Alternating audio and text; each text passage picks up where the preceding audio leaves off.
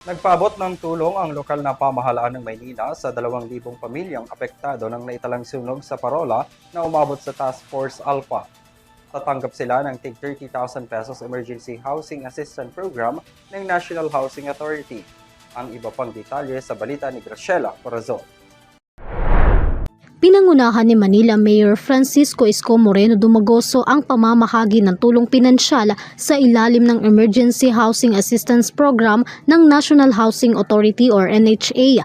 Sa ilalim nito tumanggap ng tig 30,000 pesos cash assistance ang nasa 2,134 na pamilyang nawalan ng tirahan matapos na sumiklab ang malaking sunog sa Parola Compound sa Binondo, Maynila noong nakaraang Sabado. Ayon sa lokal na pamahalaan, unang makatatanggap ng ayuda ang 1,000 yellow card holders habang nakatakda naman sa darating na Miyerkules ang payout para sa mga hindi na isama sa unang batch ng benepisyaryo.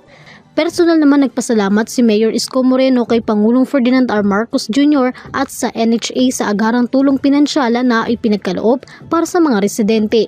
Sa kasalukuyan, pansamantalang nanunuluyan ngayon ang maraming evacuees sa Leonardo B. Fugoso Sports Complex at Delpan Evacuation Center habang nagpapatuloy ang pamamahagi ng pagkain, tubig, damit at iba pang pangunahing pangangailangan para sa mga naapektuhan, habang patuloy naman ang assessments at validation ng mga otoridad upang matiyak ang lahat ng apektadong pamilya ay mabibigyan ng kaukulang tulong habang sinisimulan ang rehabilitasyon sa nasunog na komunidad. Para sa EuroTV News, Graciela Corazon, sumasaludo sa bawat Pilipino.